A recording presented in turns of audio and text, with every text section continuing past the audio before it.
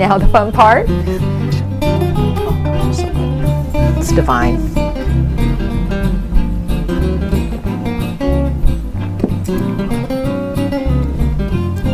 I know I sound silly if I just tell you how good that is. I just think it's fabulous.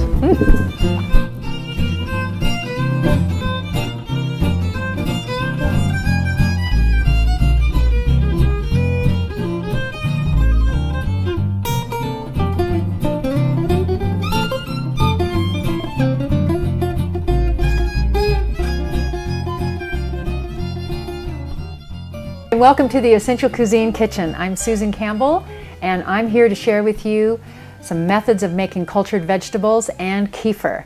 First, we're going to make the cultured vegetables, and if you've watched my a la oil segment or even the raw food segments of Essential Cuisine, then you would know all about cultured foods. Cultured foods are fermented foods. They are, in cultured vegetables specifically, have been cultured and are very rich with probiotic bacteria. That's alive, acidophilus, bifidus, and other probiotic elements that come together and ferment to make a living food. And when I say living, you've probably seen them often, because when we've opened the jars of rejuvenative foods, those are the live cultures, you actually, sometimes when we open the jar, they completely grow right out of the jar because they're still alive. Now, sauerkraut is a cultured vegetable, but often the sauerkraut has been pasteurized. The cultured vegetables that we've worked with before are not pasteurized, they're alive. So they've been made with raw vegetables, they've been cultured, and then they've been enjoyed. And so it's much like a canning process. There's several different ways to do it. I'm going to show you a couple variations. We're going to start with just a simple recipe of cabbage and some sea vegetables, and as we roll along, who knows what else we might throw into the mix here. But when you first get started, you want to just start with something very basic like cabbage, maybe some ketchup, some carrots. Yeah, you could put tomatoes in there, I guess, and some sea vegetables and some salt. So we're going to start off, we have to grind all the cabbage up, and you need a big workstation, and you really need a food processor. If you don't have a food processor, then you're probably just going to be doing lots and lots of chopping. And of course, that is always available to you. But before we went on camera here, we went ahead and shredded this cabbage and made it into a nice shredded consistency. Now you can ferment larger pieces, like in kimchi you'll see chunks of carrot and bigger pieces of cabbage and maybe bigger pieces of other kinds of vegetables. I personally like it when it's small like this. It's a little bit easier to chew.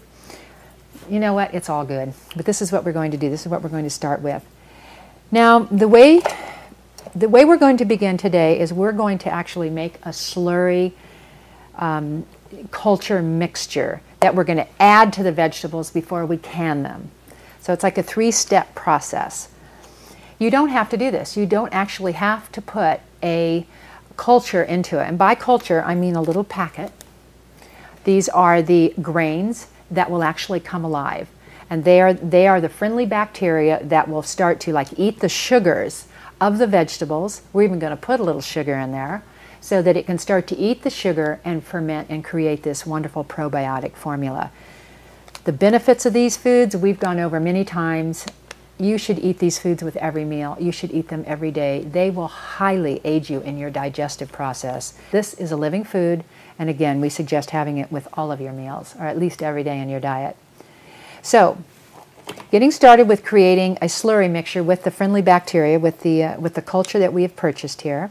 And incidentally, I get these from, you can get them in many different cultures. I do like this particular one from Wilderness Family Naturals. And you can get the information on our website. So I've got a little bit of water in there, a cup of water in the blender. And I'm going to just use my hands here and fill up another cup of cabbage. And there are instructions inside of the packets of culture that you get. And those are the instructions I'm following. Now, what you want to do is create a mixture here that's not too thick and not too thin. So what does that mean? That's what I asked when I was reading the directions. You want sort of a slurry. So we're going to play around and come up with a definition of slurry. Obviously this isn't mixing so well, so we're going to add a little bit more. And you know what? If we add too much, we can always add more cabbage. Whoa.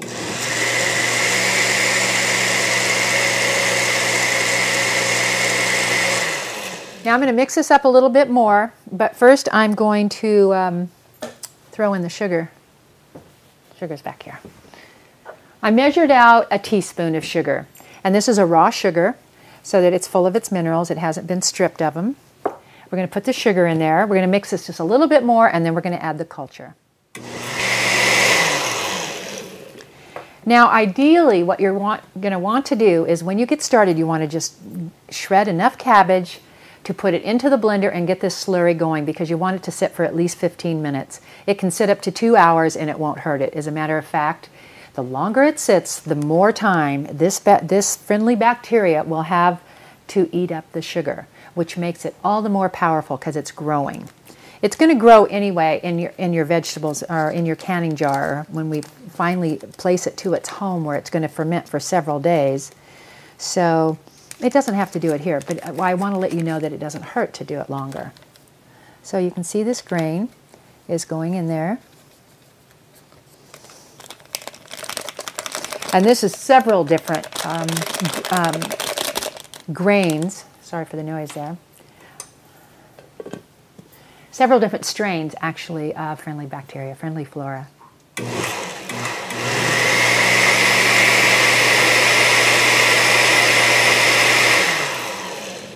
So I think that's a slurry. I think we have a slurry.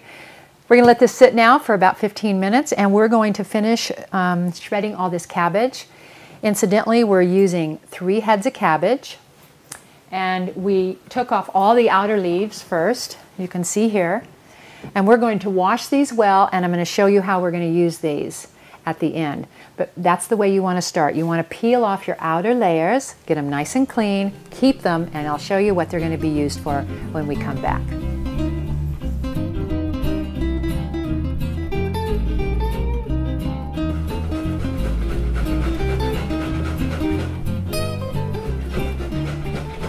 We left off grating, shredding a bunch of cabbage, and as you can see here, we have a bunch of cabbage. That's 3 heads of cabbage that we've got in some bowls here, plus I think we did about 4 or 5 carrots. And now I'm grating some ginger. We happen to have a nice big piece of ginger, and that's what I recommend when you're making your cultured vegetables, that you just put in whatever you want and you can experiment. I happen to love ginger, and we have this nice piece. So I'm going to go ahead and finish grating this, and then I'm going to add it, and we're going to create this slurry mixture and put it all together. You know, you can see that I didn't peel my ginger here. If I were going to be putting it in, you know, chopping the ginger up and putting it into any mixture, I would always peel it. And it's one of the reasons I do it this way. I don't have to peel it. It saves a step. Remember, it's all about simple. I had to laugh when I just said that because I don't know that cultured vegetables are all that simple. You know, actually they are simple. There's not a lot of recipes. There's no cooking involved. It's just, you know, some major prep and you need a lot of room. But when you make these yourself, I mean, look at the cost involved. You have 3 heads of cabbage, a few carrots, maybe a little ginger. You do have to buy your culture, but you can make them without the culture. And you get your own cultured vegetables that will last for such a long time. I mean, they'll last in the refrigerator indefinitely. You can keep them canned for, you know, you can let them sit for a few months, and sometimes I have friends that have made cultured vegetables, let them sit for weeks, and then they're just rich and rich and rich, very, very strong. So that's what's so great about making them. And it's so fun to explore. It's fun to watch them grow. This is cool. Now here is the slurry mixture. It's probably not in camera for you, but it's the blender. I'm just going to give it a quick whirl. I had to add a little bit more water because it started to thicken. And it's always an experimentation process. And even though there's directions on how to make this, this is the reason I'm making this DVD, because even sometimes when you read directions and you come up with all these questions like, well, what about that? Or what if this? Look at all that ginger. Now, ginger is very much of a warming food, and it's wonderful for your digestion. And since we're making a digestive food here, I think it'll have a nice tang with it with a little bit of ginger. You could put garlic in it, you could put caraway seeds, you could put dill, you could put oregano or basil. I mean, you can just imagine what you can do to this. Let's get all this juice. Okay, so we've got this great mixture. I'm going to put this back here and we're going to start mixing this together. I'm just going to leave my hands all juiced up because I'm going to use them here. Oops. Now, you guys that are watching this are going to experiment right along with us because we're not sure how much of this is going to fit in to the dishes that we have available. Because what you want to do is this stuff needs to be packed down tight. Set this up there. And I'm going to use as much as I can get in here.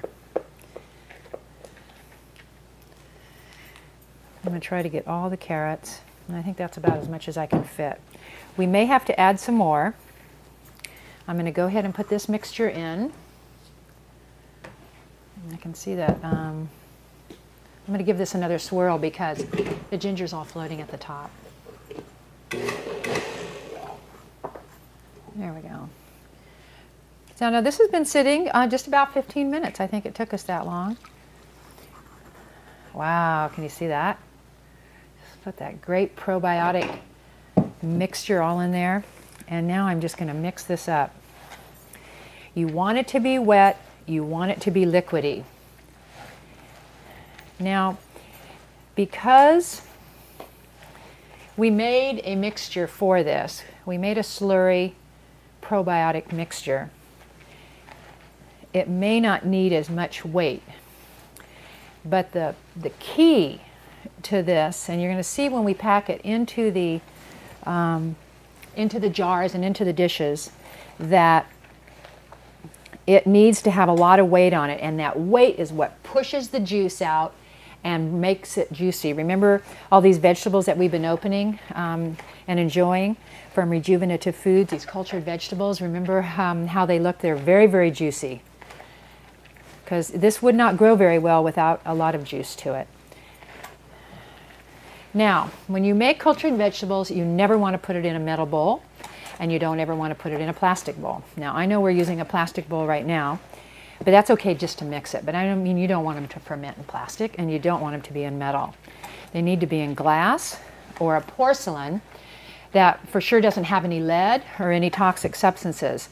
Because remember, this is alive, and this probiotic formula is going to be eating away and growing and fermenting, and you don't want it to leach any toxic metals from any containers that it's in. So you've got to remember that.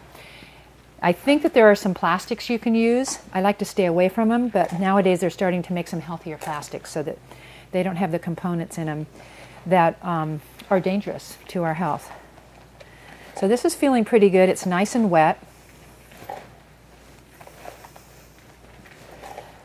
All right. Okay, now I'm going to wipe my hands off here, and I'm going to show you one way of making these. You know where, on a side note, you know where I talked about the Grain and Salt Society? They're the ones that have the Celtic sea salt. They're called the Grain and Salt Society, and they're a company out of Ashland, Oregon. Excuse me, it's not Ashland, Oregon. It's Asheville, North Carolina. Grain and Salt Society. They are the ones that distribute and harvest and bring over that great Celtic sea salt. Well, they have a great catalog, and if you want to go to their website, it's CelticSeaSalt.com. You can get the information on my website. They sell these cool crocks, and they're about this tall. They are so cool. And what they are is they're a brown porcelain pot, very heavy, and they're designed so that you can actually put blocks inside and weight the cultured vegetables down. They're a crock made for making cultured vegetables. I have one, and I love it. Here, this is some sea lettuce. I love to put sea vegetables in here because, first of all, they give a great color. They're going to add a great salty flavor, and guess what else? Minerals. And we want this to be mineral rich. These tongs are so great. These are bamboo, from Totally Bamboo, where they make the bamboo furniture, dishes, cutting boards. And they are laminated without any formaldehyde, so they're safe to use in all your foods. even probiotic foods. Oh, I wish you could smell this. It's just a great aromas from these sea vegetables. Okay, now we're going to put this back in. Oh, another thing you might want to add is salt. You can definitely add some salt, and that will bring a lot of good flavor to it too, and I have some right here. And I'm going to go ahead. This is the one thing that I will put salt in when I make it.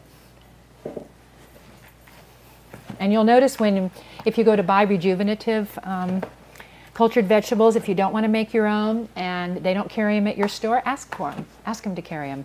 And I think probably you can mail order them too. But they make so many different flavors, and they make them salt-free and with salt.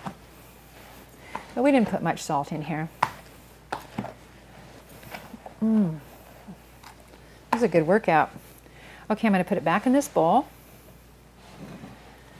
I don't know about you, but kids love to get their hands in food. And I like to get my hands in food. So this is a good opportunity. And you know, if you can train your children, if you have children and you're watching this, if you can train your children to work with some of this equipment, I have found that kids have a blast. They just think equipment is so cool. You have to supervise them, of course, and it depends how old they are. But I taught a kids camp at Laguna Beach Culinary Arts. It's a home chef school where I used to teach, and the kids had such a blast in the kitchen. And I think they had to be 10 or 11 years old.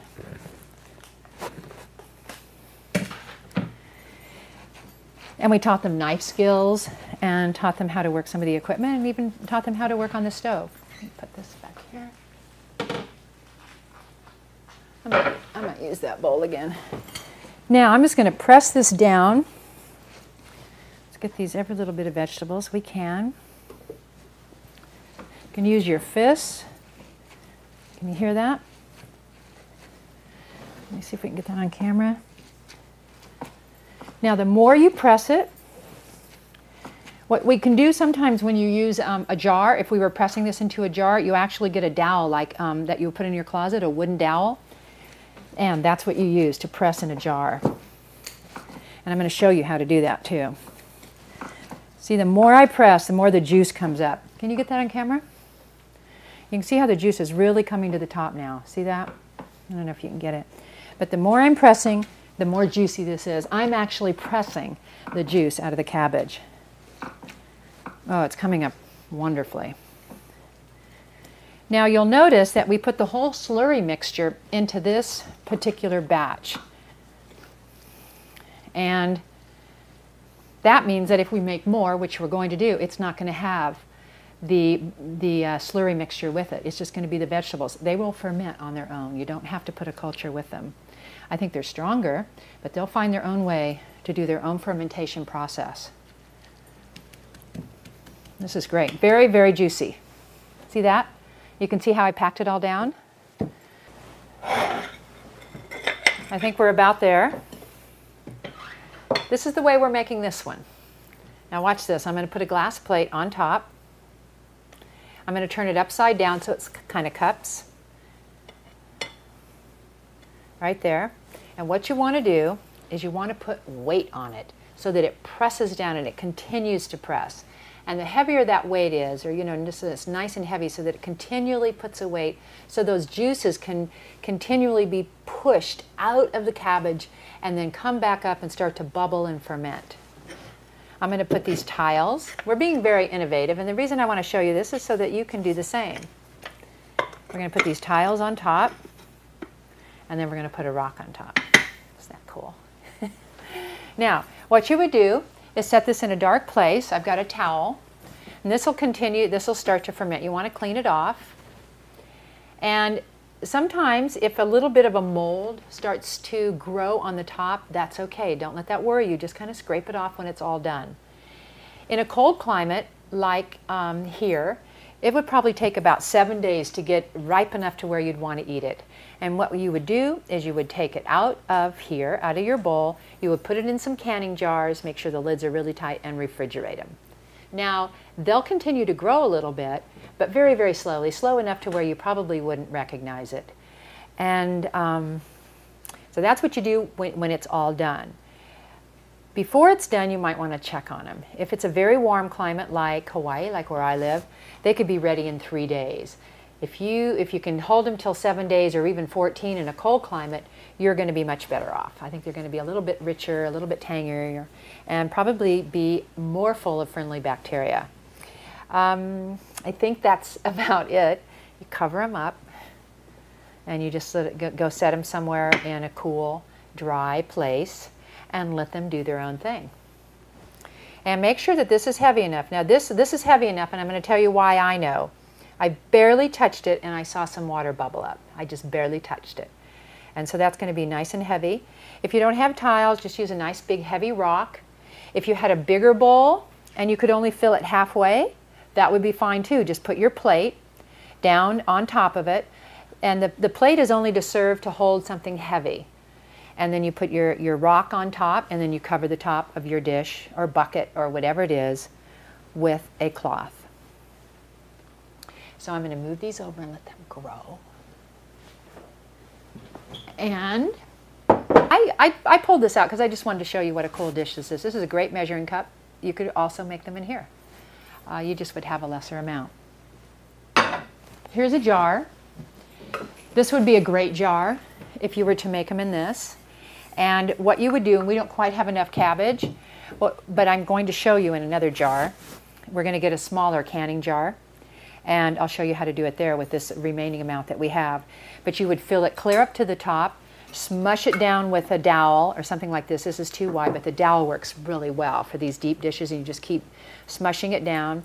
And then you leave about this much room at the top, and you start adding pieces of carrots and then cabbage. You can fold over the big cabbage leaves and something that's thick and more sturdy, and that's what you press down with, and then you close it tight.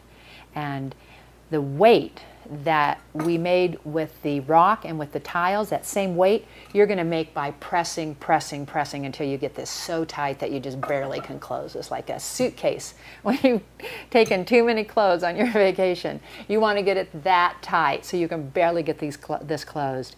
And then when you open it, like 7 days later, you got to better look out because it might just go zoom and just grow or burst open like a champagne bottle that you've shaken. So that's how you do that, and I am going to demonstrate in a smaller bottle. I have another jar. I'm going to put this remaining cabbage. Now I want to say a couple things about, when you put these aside to ferment, you want to put them in a dark corner somewhere out of the way of any heat or a bunch of light. And that's one of the reasons we cover it with the cloth, so that you can keep any bugs out if any gnats want to come around. It stays clean that way, and it also keeps it nice and dark.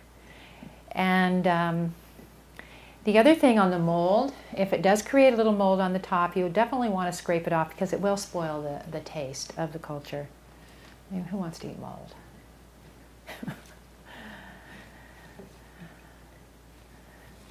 Not me. Okay, so I can already feel this coming down. Now we didn't put the sea vegetables in this, and I did that on purpose so that we just have a plain one, so that when these are all harvested in about 7 days, so we can tell the difference. It also doesn't have the ginger. It's just plain cabbage and carrots. And I think this will illustrate on how easy this can be and how you don't have to get, so fancy, because you're still going to get the benefit of the food. And it'll be real interesting to see. I'm going to take some of these pieces here. Don't want to let anything go to waste. And we've got a nice clean surface here.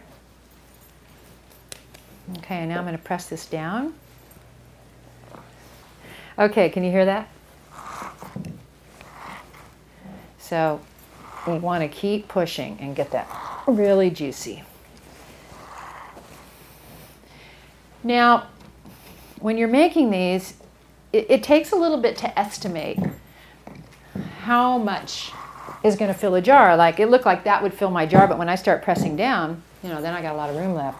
And this is why you put some hard daikon or carrots or even potatoes, some hard pieces of vegetables at the top.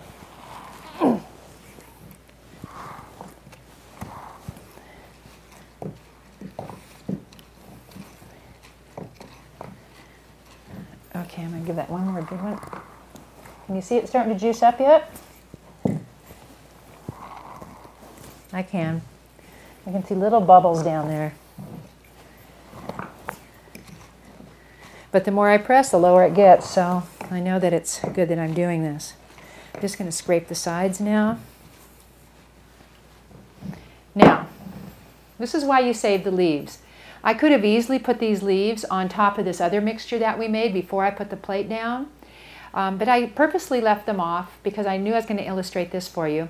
And it's also a way for my cousins who live here that they can start watching the vegetables. If it were covered with this layer, they wouldn't be able to see it so well. And we're making this one a little bit differently because we're going to pack this down and close it with an airtight lid. So what I'm doing is I'm going to tear it up, and create a nice platform that I can just keep putting in here like this, fold these up, and smush them down. And we're just going to put more and more and more. Just keep smushing them in there until I fill it up to the top, and then we'll put the lid on and we'll let it make itself. That's a pretty cool cook, don't you think? You just make something once and then it just cooks on its own for several days. I kind of like that. Let Mother Nature do its trick.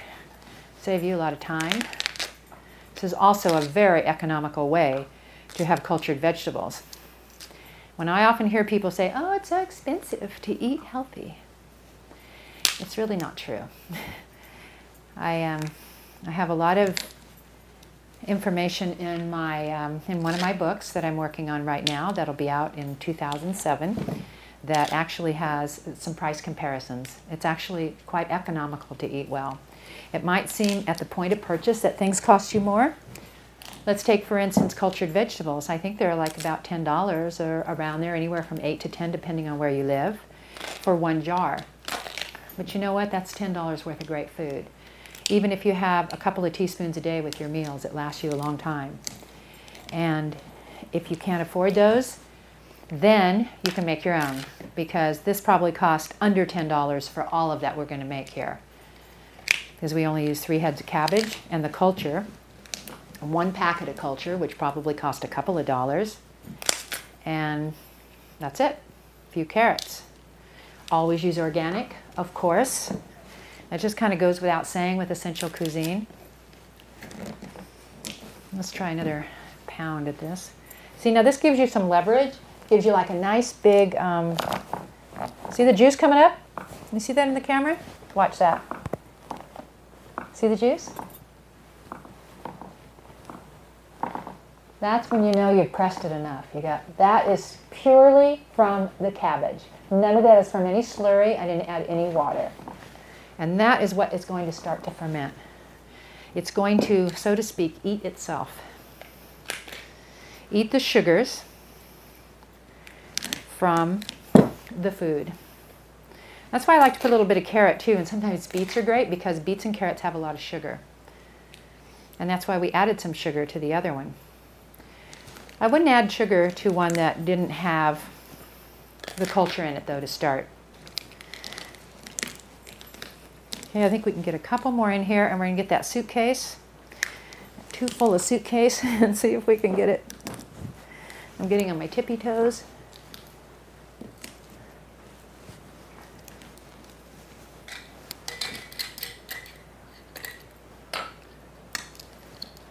Oh, it's starting to rain again. I think I got it too full.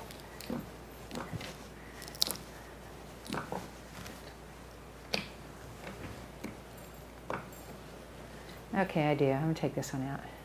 There we go.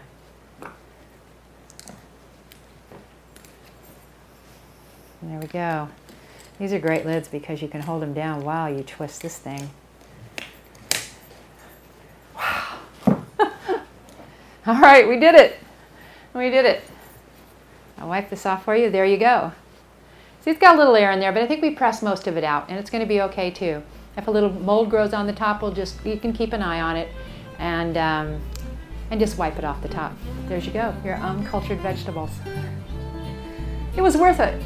Trust me.